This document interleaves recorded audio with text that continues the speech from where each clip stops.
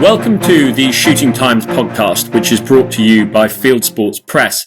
I'm joined today by Matt Manning, who many of you will know as the face of Airgun Action. That's right, Matt, I've got that one right. That's correct, yeah, on YouTube, on Shooting and Country TV YouTube channel. Much loved airgun journalist, and you do more than that. You write for Shooting Times about shotgun shooting, rifle shooting, a lot of reviews. I do. I'm presumably I'm mostly recognised for airgun shooting, and that is my big thing. But yeah, I'm big fan of shotgun shooting, particularly decoying. The part of the world I live in, we get a lot of problems with crows, rooks, jackdaws on crops. So yeah, shotgun which decoying. Which is where? You're in Somerset. I'm in right? Somerset. Yeah, lovely. Yeah. And how's the weather? Is it quite summery with you, or quite autumnal? It's fantastic today. It hasn't been summery, which actually I'm probably the only person that isn't complaining about that, because the countryside looks great, the rivers look lovely. Nobody's got a suntan, but the countryside seems to be loving it. First day of summer, and of course, actually, I think our first podcast during the shooting season. Lots of Shooting Times contributors have been out wildfowling already. A few of them had a very good time. I think Richard Negus had a very good time in Suffolk. Gethin Jones had a very good time in Wales. And of course, the partridges have started as well. So the issue that we are looking at today is the 6th of September issue.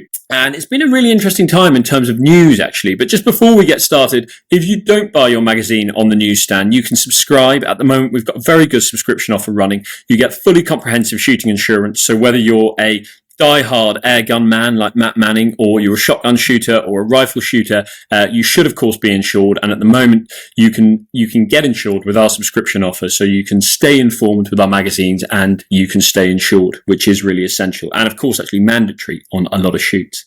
I had a very interesting time last week talking to Louisa Clutterbuck, who is the fantastic name, but she is the chief executive of the British Game Assurance, which of course many of you will know as the British Game Alliance. A lot of us recognised, and I think recognised, that there is an issue in the world of shooting, in that game is very hard to shift. It's this fantastic product. A lot of us love shooting. A lot of us love cooking, but yet we can't shift game in the way we would like to. So the British Game Alliance was set up in response to that. And I had a telephone conversation with her last week. I was walking through the streets of South London on my way actually to buy some jerk chicken for lunch. I should have been probably making jerk pheasant at home, but I wasn't. I was in a rush. And she said to me that most game dealers this season, one, won't be paying for birds, but two, won't be paying for birds that have been shot with non-toxic shot, with steel shot. And this is really interesting, because a lot of shoots thought, well, right, we're going to say to guns, okay, guys, you've all got to shoot with steel, and we will therefore be able to sell the game that you're shooting, essentially. Restaurant owners, they thought, would be happier taking game shot with steel than shot with lead. We all know of the problems with lead. That's sort of, some people say that they're disputed, but we all know of the problems with lead. So shooting with steel was kind of the way to go. But this season, game dealers are saying they won't actually be paying for that either. And the reason that she has been told is that a few game dealers have bought game from shoots that they've been told has been shot with steel, and it turns out that actually it's been shot with lead. And I mean, that's pretty galling if you're a game dealer. And I don't imagine that the shoots are trying to pull a fast run on the game dealer, right? Because they know the game dealer. It's not as though they're just a kind of faceless seller. So one imagines that what's happening here is that guns are actually saying, yes, absolutely, I've been shooting with steel, but they haven't been, or perhaps they just had a few lead cartridges in their pocket. Matt, could you tell me, in the world of airgun shooting, what's the deal with lead and steel? Do you get steel pellets? Do they have work? Lead substitute pellets, which as yet don't do the job as well as lead in terms of accuracy, stopping power. My line has been very much from day one, since sort of people have been questioning the use of lead, is if there is an acceptable alternative which does what it should in terms of performance and it's of a comparable price, then we should be jumping onto that immediately. Now, as it stands, I don't believe there is anything like an acceptable alternative. And why is that? Is it just because it's not? Is it because it's not heavy enough, or why is it? Density is a big deal. I mean, I think a big problem is also that for decades and probably centuries, guns have been evolving and barrels have been evolving to function with lead. So it may go back to having to look differently at the actual manufacturing of guns and not just ammo. But as it stands, lead just seems to lend itself almost perfectly in terms of the way it behaves in barrels, the way it behaves downrange, the way it transfers energy if you're shooting live quarry, and it's quite affordable at present. So again, it's a lot of boxes to ask a rather quickly found alternative, or alternative that we're looking to find quickly. It's a lot of boxes to expect it to tick. I was chatting this morning to a guy who was digging out a duck flighting pond, and he basically said to me that he doesn't actually think that steel is like the solution to the lead problem, if you will. What's your? Do you think there's going to be? It's a little bit like electric cars, isn't it? Right? I mean, lots of people say, okay, we've got to move away from these like diesel polluters, etc., etc. But electric cars probably aren't the answer. You know, it might be hydrogen, it might be whatever. I mean, do you think that we're in a similar place with the steel shot, lead shot question? Yeah. I'm certainly, as far as I understand it, with airgun shooting, like I've alluded to, the fact that maybe we're looking at ammo when we need to start with looking at how guns are designed first, and as you say, with replacing petrol with electricity, we want the same technology and we want the same service, and but we want it to be fueled in a different way. So perhaps you need to look a little bit further outside the box. But also, I would say in the defence of airgun shooters using lead is the fact that we use very little lead in terms of when we're out in the countryside shooting live quarry. For most shooters, it probably boils down to hundreds of pellets per year. And a pellet weighs between 10 and 20 grains. And if you're talking about on ranges, it should be pretty straightforward to recover lead pellets that are used at clubs and in competition. So I think the argument for airgun shooting, it should be looking at the volumes that we are using and the recoverability of it in many instances. But like everybody else, I'm not sure what the outcome is going to be for us. As it stands, I don't believe there's an acceptable alternative. I wish there was, and I hope there will be. Back to the game side of things, I just imagine it's very difficult to regulate what people are putting through their guns on shoot day. I even think there are probably people shooting who don't really actually know about the lead steel question yet. You know, people who shoot kind of 2-3 days a year kind of thing. But anyway, we will get back onto air guns because there are questions about air guns that I want to ask you. But moving on, now this is, I think, the fourth time we have mentioned this guy on the Shooting Times podcast, and it is, of course, Big Chris Packham. He is under investigation at the moment for sniffing a goshawk.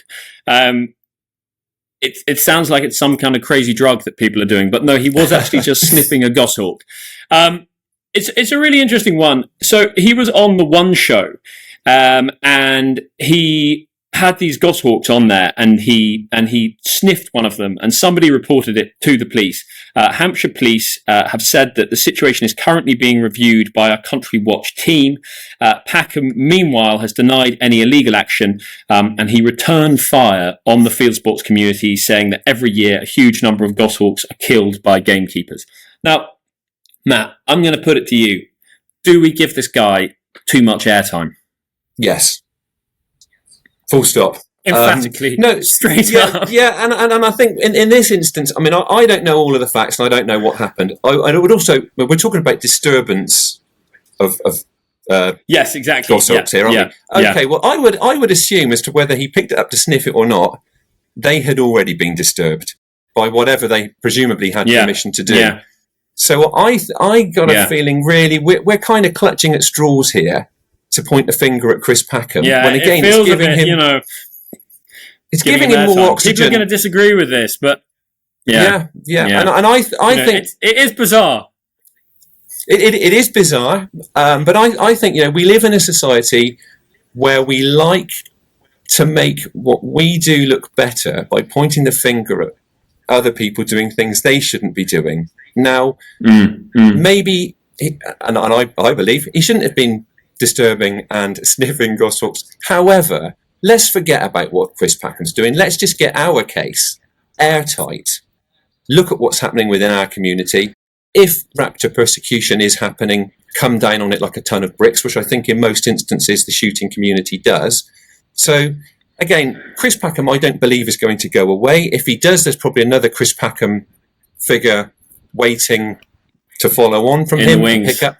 Yeah, waiting in the wings. So I think let's not be so obsessed with Chris Packham and focus on what we're doing and try to create a situation in which nobody can point the finger at the shooting community for doing anything it shouldn't be doing. Yeah, no, I tend to agree. It is extraordinary. I mean, he is a huge figure with a lot of clout, and I think in some ways we have given him that clout. I mean, Chris, if you're listening to this, you'll probably be heartened to hear that, I don't know, at half the shoots that go on up and down the country, his name gets mentioned sooner or later, and it's I do it myself.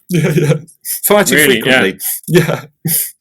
I like Kevin MacLeod. He's my go-to TV presenter. He's the one that I like to talk about. And George Clark. I'm Kevin MacLeod lives very close to me. An interesting fact. Kevin MacLeod lives very close to me. We sat next to him at a theatre a few years ago, and he was eating wine gums. Didn't offer us any though. Maybe we should do that every time someone in the shooting community is about to mention big Chris Packham. They should go for Kevin MacLeod instead. Yeah. There was also a very interesting big game hunting has been in the news a lot lately. So the Conservative Party, I think they feel that in some ways it's like their get out of jail free card, that they're going to say no more trophy imports. Which in theory will sort of pour cold water on people's desire to go big game hunting, because what's the point in going to shoot an elephant if you can't put its tusk on the wall, kind of thing? Mm-hmm. I don't know. It's quite interesting. Not something I've ever done. I don't really understand that psychology, but it's certainly something that's interesting to think about. But so this was a story that 12 elephants worth of ivory were found in Africa just recently. They were caught 120 kilograms of ivory in compartments of a truck, and they were going between Gabon and Cameroon. And I think the reason why the story is so interesting is because, if local communities can't monetize big game for people who want to come and hunt it, these things have no real value apart from their ivory, or their body parts being sold for medicine, or people coming to look at them in terms of, phototourism. But I just don't think actually the numbers quite stack up in terms of phototourism. That's something that gets debated a lot. I'm sure it's something we'll discuss again on this podcast. But the point is that if you allow people to pay a lot of money to come and cull, the odd cull animal, you give these creatures, you give these populations value. So that was a really interesting one. Diggory Haddock, who as well, another fantastic name, writes for ST. He commented and said to us that, few governments want to put funds into anti-poaching measures. So that's why people coming to hunt actually works so well, which is, he says basically the hunting concession model works so well because concession holders pay for the anti-poaching units rather than the government having to pay for these troops, essentially. So that's really interesting. This one is a million miles from my area of expertise, but I mean, it sounds to me like very good sense. If the hunting concession, which Diggory refers to, can ultimately help to sustain a population, a herd, or what have you, then to me, and I think a lot of the opposition to what is referred to as trophy hunting comes from people, they want to probably believe that they themselves are taking the correct line, the kind line, if you like. And I think they don't probably pay attention enough to how animals die in the wild. They're thinking that somebody's going over and shooting this magnificent beast, which they are. I assume there is some kind of management plan which justifies the killing of the beast that's been selected to be killed. Now, when animals grow old in the wild, they don't have painkillers, they don't have hospitals, they don't have palliative care. They starve, they die of disease, they die of dehydration, they die of predation.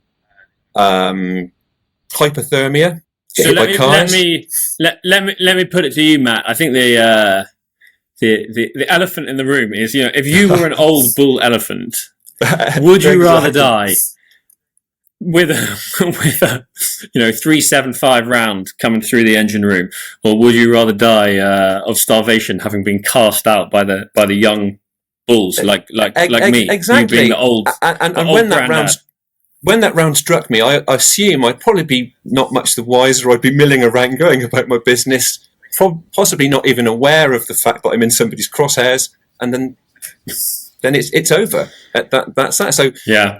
I don't want to be flippant about it, but I do think that people do need to think a lot more about the context of how things actually die in the wild, because I think, again, this comes back also to the people's reluctance, I think, to eat game. They're saying, oh, these animals are being killed so people can eat them. It's like, well, that's correct, but death does happen. We talk a lot about traceability. We talk a lot about free-range food. We talk a lot about healthy meat, and game ticks those boxes. I just think people are too often too caught up in trying to say or trying to stand for what they believe is right, without properly analysing all of the facts concerning what they're trying to bang the drum about. I think one of the things, just lastly on that I find so interesting about trophy hunting and big game hunting is that it's not actually something that I really know an awful lot about or understand. And a couple of times I've been asked to write about it, and I find when I dig down that there's so much more going on than I realised, like anything. But I watched a terrific video of students at the University of Windhoek in Namibia. I'm probably pronouncing, I think it's Windhoek, saying that it should be up to people there how they want to manage their wildlife. It shouldn't be dictated to them by Joanna Lumley or any other Peter Egan or whatever. And I think that's really interesting. There's a sort of shade of neo-colonial thought. There's a bit of white saviour there, I fear. But it is, and I think I just feel ultimately it's people trying to feel better about themselves and what they do because of what they've probably the information they've been fed. It seems like something they should oppose. They don't know all of the facts, and again, it's relative to what goes on in the wild. I think it sounds like quite a good solution for protecting what are seriously endangered species. So moving on, bringing it all back home to the RSPB calling politicians liars in a fiery tweet. Now, Therese Coffey, I'm told, was having dinner with a cattle. I don't want to give too much away on this, but with a sort of rare cattle breed society at the weekend, and apparently she was really furious about this. So the context is that levels of water pollution.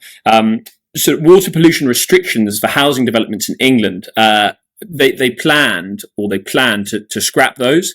And the RSPB put out this tweet, really fiery tweet with pictures of Sunak, picture of Therese Coffey saying, I think, liars with an exclamation mark.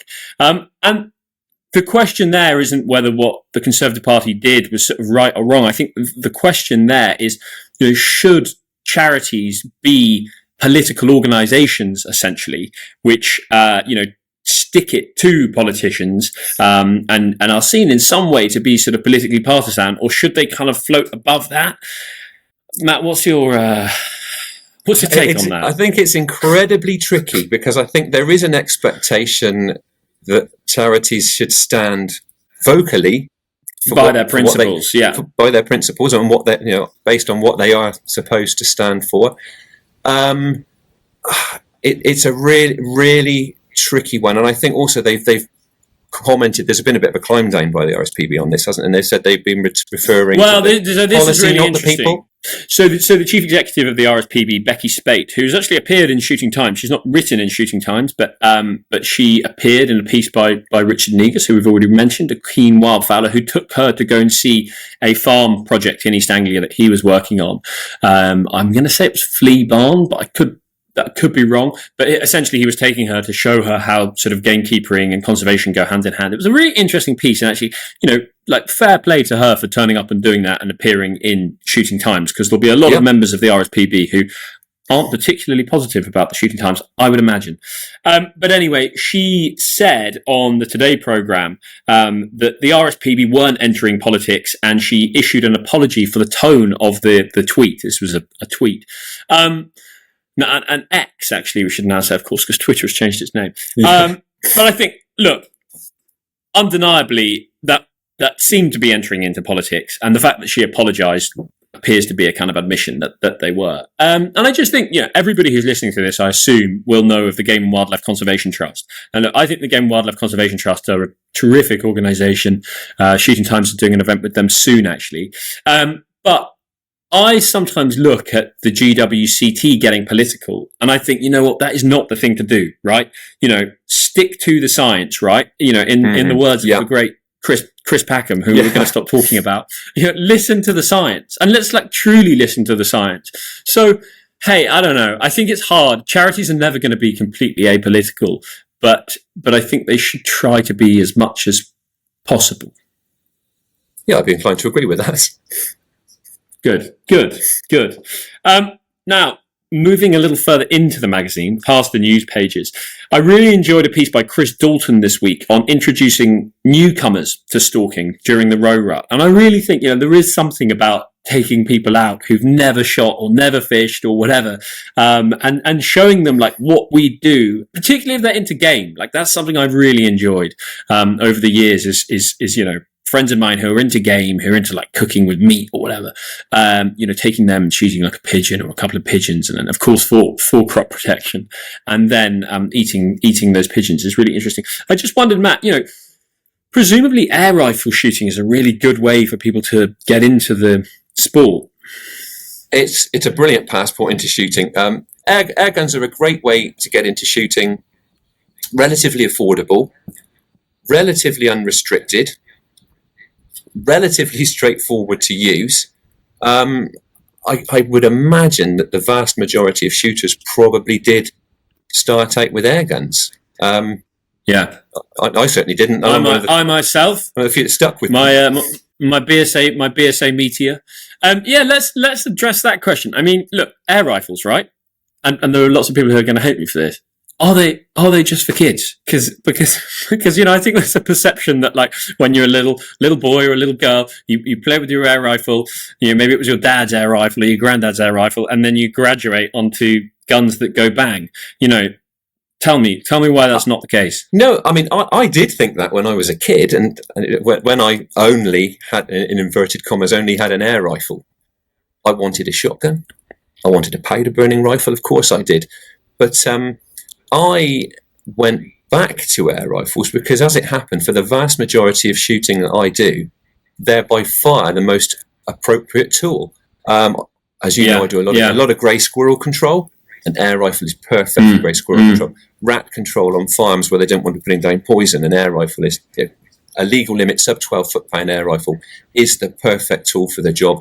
And I think very challenging shooting as well. I mean, I know a lot of experienced shots that get frustrated with airgun shooting because they don't have the fieldcraft or arguably the marksmanship to get the best out of an air rifle because that's really interesting. Because your power is restricted, you're needing a huge degree of precision, and obviously to get within a very close range of your target. And going back to being young, I had a hand-me-down Webley Vulcan that was given to me by my uncle.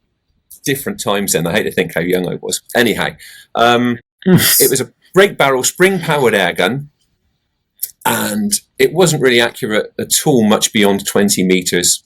So I quickly learned that if I was going to cleanly shoot rabbits, pigeons, what have you with it, I had to learn to creep within 20 meters of them or set up ambushes that got me within that striking distance with this, using this air rifle. Now, obviously at the time I found that hugely frustrating. I felt massively disadvantaged and obviously couldn't wait therefore to get something more powerful or get a shotgun.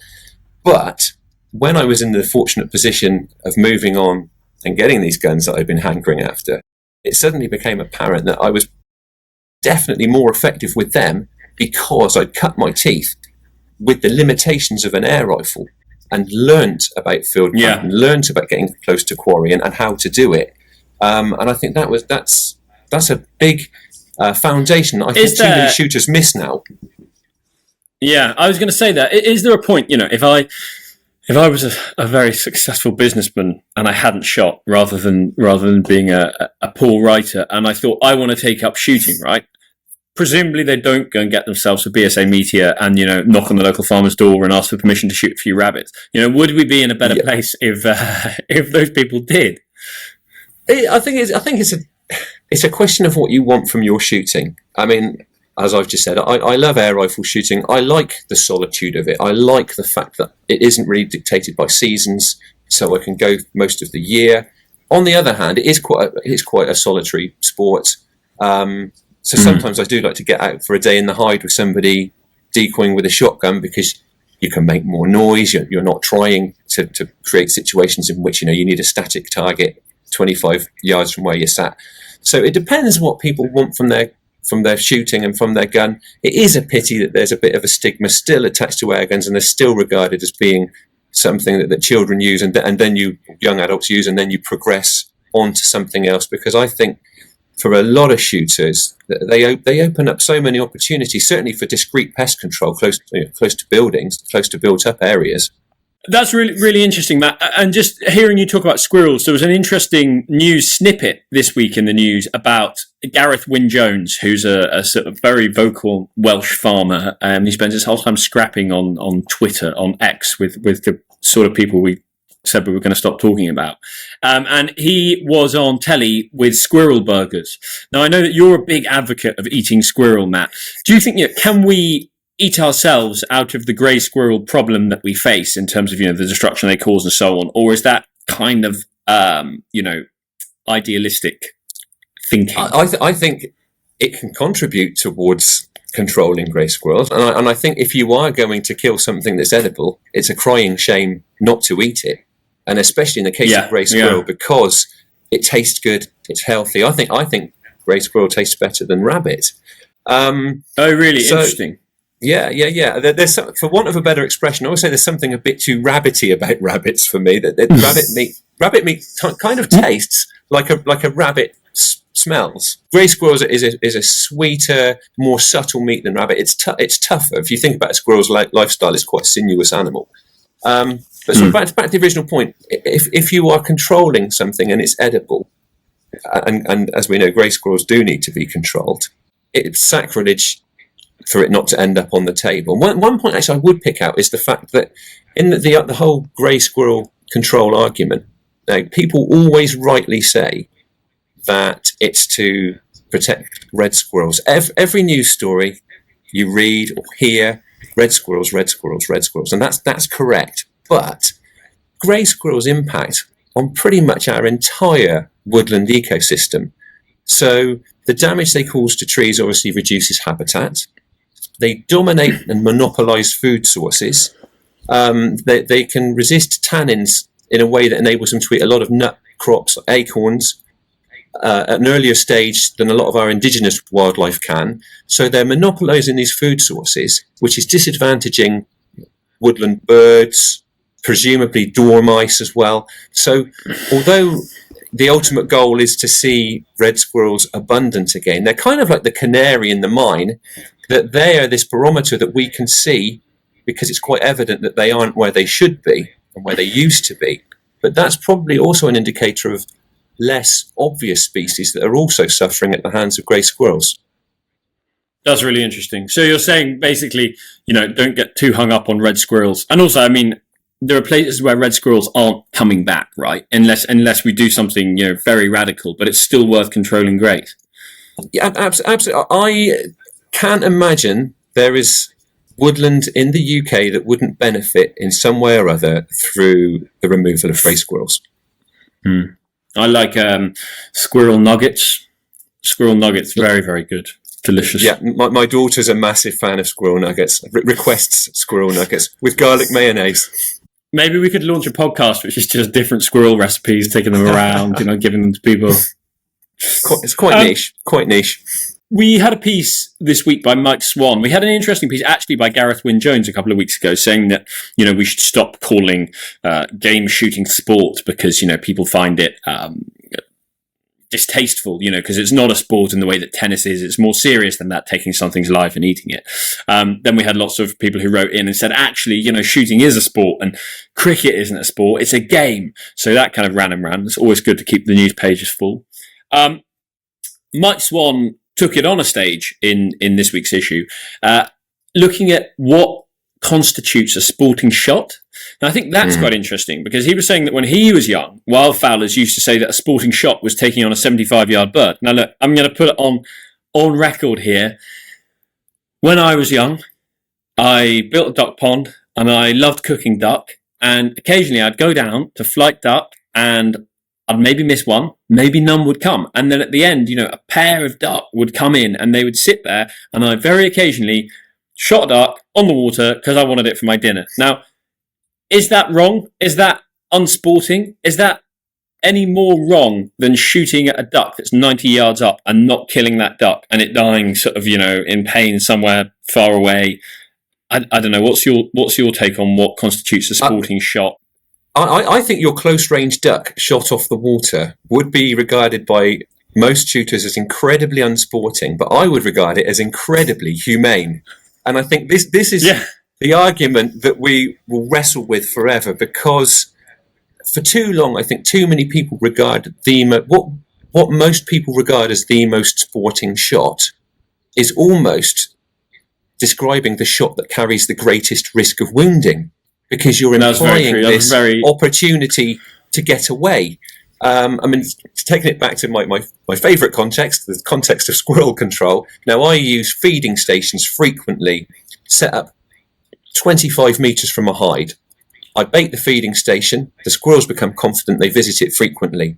I sit in that hide and shoot off of sticks over a distance that I know, at a static target that's sat eating peanuts. Now, people frequently say to me, "Matt, that's really unsporting. You shouldn't shoot in that way." Now, hang on a minute. Firstly, I am dealing with the eradication or attempt at lowering numbers of an destructive invasive species. It's not sport, it's pest control. And also, that is the most humane way that I can shoot grey squirrels with an air rifle, because, as I've said, it's a static target. I know the range. I'm shooting off sticks with a pre-charged airgun that has no recoil. When I pull the trigger, I don't hope to kill that squirrel. I expect it to roll over stone dead as soon as the pellet strikes it, between its eye and ear, or between its eyes. Yeah, it's a clean headshot every time. Whereas occasionally, I like to go out on a roving session with an air rifle, and then you may shoot squirrels that are up in the trees. Now, that is, in most people's eyes, far more sporting.